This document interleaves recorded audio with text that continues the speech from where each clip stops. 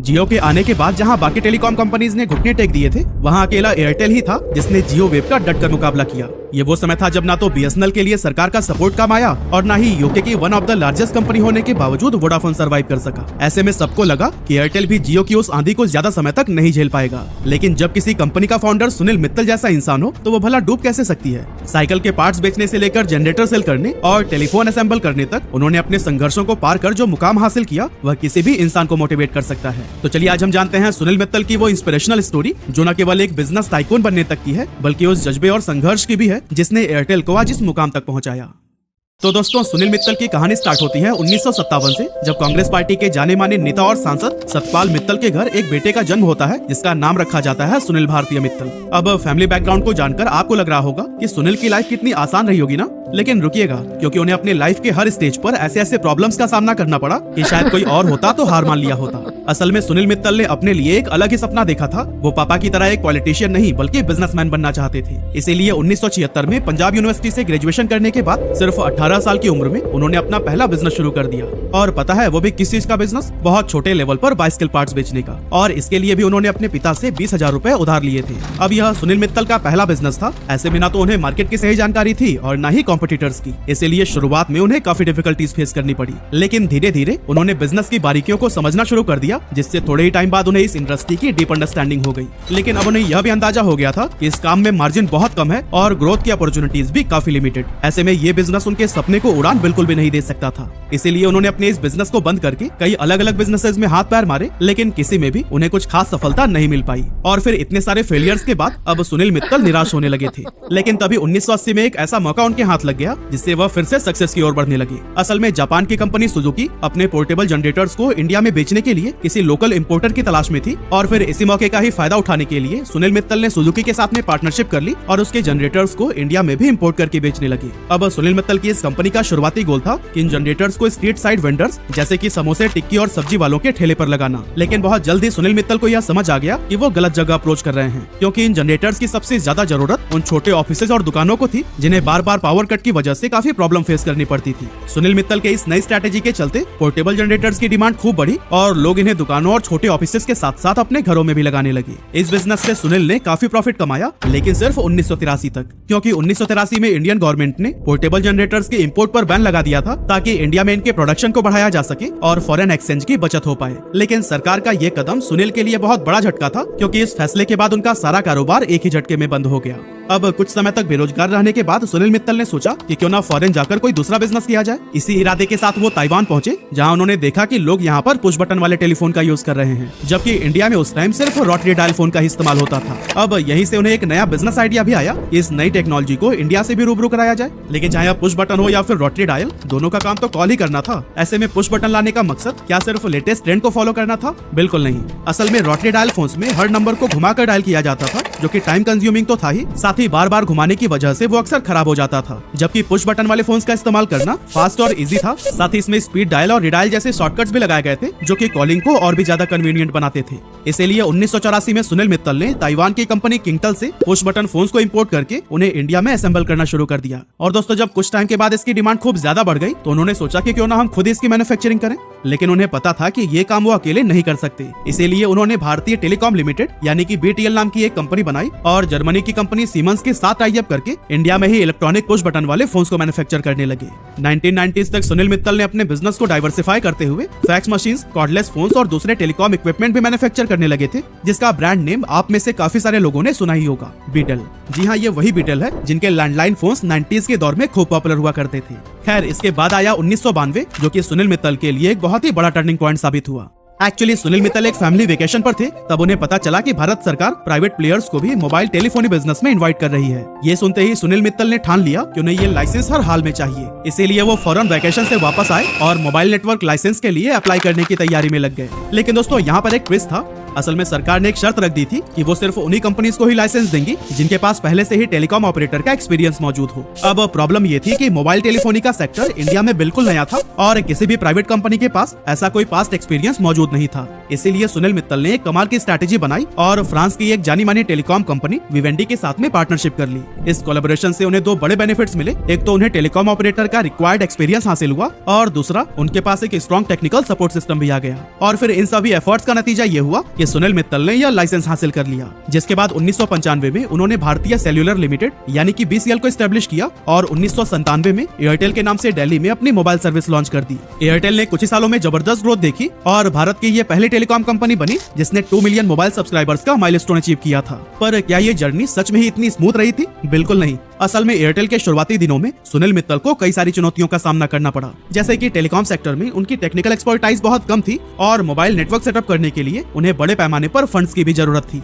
अब अगर आज की बात करें तो इस प्रॉब्लम का सोल्यूशन बहुत आसान होता, या तो बैंक से लोन ले लो या फिर इन्वेस्टर से फंड जुटा लो। लेकिन उस टाइम पर मार्केट बिल्कुल नहीं थी, जिसकी वजह से बैंक और इन्वेस्टर्स इस कंपनी में पैसे लगाने से हिचकिचा रहे थे। लेकिन फिर भी सुनील मित्तल ने हार नहीं मानी और बार बार ट्राई करने के बाद आखिरकार उन्होंने इन्वेस्टर्स को कन्विंस कर लिया, साथ ही बैंक से भी फंडिंग जुटाने में कामयाब रहे। और फिर अपने मोबाइल टावर लगाने जैसे नेटवर्क इंफ्रास्ट्रक्चर के लिए उन्होंने एरिक्सन और नोकिया जैसी बड़ी इंटरनेशनल कंपनीज के साथ में पार्टनरशिप कर ली। अब दोस्तों, इन पार्टनरशिप्स का फायदा ये हुआ कि सुनील मित्तल अपने सर्विस की क्वालिटी पर ज्यादा बेहतर फोकस कर पा रहे थे। आगे चलकर अपने नेटवर्क का एक्सपेंशन पूरे इंडिया में करने के लिए भारतीय एंटरप्राइजेज ने 1999 में जेटी होल्डिंग्स को एक्वायर कर लिया, जिससे कि आंध्र प्रदेश में वो अपनी पकड़ बना पाए। और फिर साल 2000 में उन्होंने Chennai based Skycell communications को एक्वायर कर लिया, जिससे कि कंपनी अब साउथ इंडिया में भी एंटर कर चुकी थी। और दोस्तों, पता है, सुनील मित्तल का मानना है कि एक रिस्पॉन्सिबल बिजनेस लीडर को सिर्फ फाइनेंशियल सक्सेस तक सीमित नहीं रहना चाहिए, बल्कि समाज में पॉजिटिव बदलाव लाने का भी काम करना चाहिए। इसीलिए साल 2000 में उन्होंने भारतीय फाउंडेशन की स्थापना की ताकि रूरल एरियाज में एजुकेशन को बढ़ावा मिल सके। हालांकि अब आगे का डगर एयरटेल के लिए काफी कठिन होने वाला था, क्योंकि उस समय मार्केट में एयरटेल के सबसे बड़े कॉम्पिटिटर ने एंट्री ले ली थी और ये कॉम्पिटिटर कोई और नहीं बल्कि BSNL था। साल 2000 में सरकार ने BSNL को एक इंडिपेंडेंट एंटिटी के रूप में एस्टेब्लिश किया था और इसे पूरे देश में मोबाइल और लैंडलाइन सर्विसेज देने की जिम्मेदारी सौंपी गई। अब BSNL को गवर्नमेंट का मजबूत सपोर्ट मिला था, जिससे उसे फंडिंग और रिसोर्सेज काफी आसानी से मिल गए, जबकि दूसरी तरफ एयरटेल रेगुलेटरी हर्डल्स और फंडिंग चैलेंजेस से लगातार जूझ रहा था। यही रीजन था कि BSNL बहुत जल्द ही देश के उन रिमोट एरियाज में भी अपनी सर्विसेज पहुंचाने लगा जहां चिट्ठियां भी बहुत मुश्किल से पहुंच पाती थी। इसके अलावा उस समय एयरटेल के प्लान्स काफी एक्सपेंसिव हुआ करते थे, जबकि BSNL ने एक लो कॉस्ट मॉडल को अपनाया था और इसने अपने मोबाइल और इंटरनेट प्लान्स इतने अफोर्डेबल प्राइस पर लॉन्च किए थे कि हर कैटेगरी के यूजर्स इसे अफोर्ड कर सके। यही वजह था कि चाहे बड़े शहर हो या फिर दूर दराज के छोटे गाँव, हर जगह के लोगों के लिए BSNL एक स्ट्रॉन्ग चॉइस बन चुका था। और दोस्तों, सरकारी कंपनी होने की वजह से लोगों का BSNL पर एक अलग ही लेवल का भरोसा था। और दोस्तों, इन्हीं सभी रीजन से एयरटेल का कस्टमर बेस अपनी तरफ करते हुए BSNL बहुत जल्द इंडिया का टॉप सर्विस प्रोवाइडर बनने की राह पर निकल पड़ा। लेकिन BSNL की इस ग्रोथ के साथ ही उसमें एक बहुत बड़ा फ्लॉ भी था और वो था नेटवर्क इंस्टेबिलिटी। चूंकि BSNL की अफोर्डेबल प्लान्स और हायर रीच की वजह से बहुत सारे लोग इनकी सर्विसेज को यूज करने लगे थे, इससे उसकी नेटवर्क कैपेसिटी पर बहुत प्रेशर आ गया। मतलब कि बीच में ही कॉल डिस्कनेक्ट होना, हर जगह नेटवर्क का न आना और बहुत ही स्लो इंटरनेट, इस तरह की दिक्कतें BSNL में बहुत आम हो गई थी। ऐसे में सुनील मित्तल ने बहुत जल्दी BSNL की इन कमियों का फायदा उठाना शुरू कर दिया, जैसे कि उन्होंने एयरटेल के नेटवर्क को टेक्नोलॉजिकली एडवांस बनाने के लिए लगातार इन्वेस्टमेंट किए और इंफ्रास्ट्रक्चर को लेटेस्ट टेक्नोलॉजी से अपग्रेड किया ताकि कस्टमर्स को सीमलेस कनेक्टिविटी मिल सके। इसके अलावा एयरटेल ने कस्टमर फर्स्ट अप्रोच के तहत एक सेंट्रल हेल्पलाइन नंबर और 24/7 सपोर्ट सिस्टम शुरू की, जो कि उस टाइम के लिए एक बड़ा गेम चेंजर साबित हुई। लेकिन दोस्तों, इन स्ट्रेटेजीज पर काम करते हुए भी कभी भी सुनील मित्तल अपने एक्सपेंशन के ड्रीम को नहीं भूले थे, पर इस एक्सपेंशन के लिए उन्हें बहुत सारे पैसों की जरूरत थी। इसीलिए साल 2002 में उन्होंने एक बहुत बड़ा कदम उठाते हुए भारतीय एंटरप्राइजेस को बॉम्बे स्टॉक एक्सचेंज और नेशनल स्टॉक एक्सचेंज पर लिस्ट कर दिया। अब पब्लिक होने की वजह से कंपनी को काफी कैपिटल मिलने लगा, जिससे सुनील मित्तल ने एयरटेल के एक्सपेंशन पर खूब काम किया। वह स्पाइस सेल और हेक्साकॉम जैसे कई सारे लोकल मोबाइल नेटवर्क ऑपरेटर्स को भी एक्वायर करते हुए आगे बढ़ रहे थे और फिर अपने कॉम्पिटिटर BSNL को हराने के लिए उन्होंने अपने रिचार्ज प्लान का प्राइस भी काफी कम कर दिया। अब दोस्तों, अगर एक फास्ट और स्टेबल नेटवर्क किफायती दाम पर मिल रहा हो तो भला उसे कोई क्यों नहीं अपनाता। इसीलिए शहरों के साथ ही गाँव में भी एयरटेल का एक स्ट्रॉन्ग कस्टमर बेस बनने लगा और यही वजह था कि 2005 में एयरटेल BSNL को भी पीछे करते हुए भारत का सबसे बड़ा मोबाइल ऑपरेटर बन गया था। लेकिन जैसे जैसे एयरटेल ग्रो कर रहा था, वैसे ही वैसे इसका कंपटीशन भी बढ़ता ही जा रहा था। रिलायंस, वोडाफोन और आइडिया जैसी बड़ी बड़ी कंपनीज की एंट्री से टेलीकॉम मार्केट में कंपटीशन काफी इंटेंस हो गया था। लेकिन एयरटेल ने अपनी मजबूत मार्केट पोजीशनिंग और लॉयल कस्टमर बेस के दम पर अपने नए कॉम्पिटिटर्स को इफेक्टिवली हैंडल किया। लेकिन दोस्तों, सुनील मित्तल यहीं पर नहीं रुके, बल्कि इंडिया में मिली इस कामयाबी के बाद उन्होंने इंटरनेशनल मार्केट में भी एंटर करने का सोचा और फिर उन्होंने 2010 में अफ्रीका की टेलीकॉम कंपनी जैन टेक्नोलॉजी के ऑपरेशंस को $10.7 बिलियन में एक्वायर कर लिया। इस एक्विजिशन से एयरटेल को अफ्रीका के 15 देशों में अपने नेटवर्क का एक्सपेंशन करने का मौका मिला, जिससे एयरटेल एक ग्लोबल टेलीकॉम प्लेयर बन गया। अफ्रीका में एक्सपेंशन करना सुनील भारती का एक बोल्ड स्टेप था, क्योंकि वहाँ के मार्केट डायनामिक्स और कस्टमर बिहेवियर भारत से काफी अलग थे।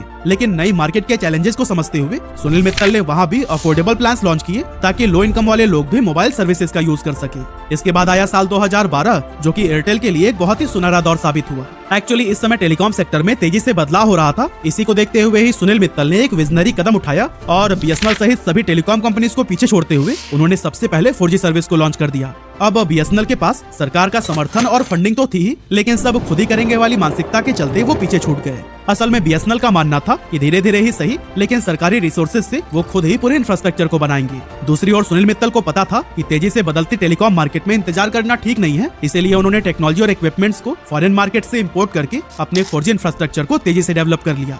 इस स्मार्ट डिसीजन की वजह से सुनील मित्तल पूरे भारत के अंदर बहुत कम समय में एयरटेल की 4G सर्विस लॉन्च करने में सफल रहे और फिर अपनी बेहतरीन कनेक्टिविटी, हाई स्पीड इंटरनेट और अच्छी सर्विसेज की वजह से मार्च 2015 तक कंपनी ने 3 करोड़ से भी ज्यादा सब्सक्राइबर्स गेन कर लिए थे।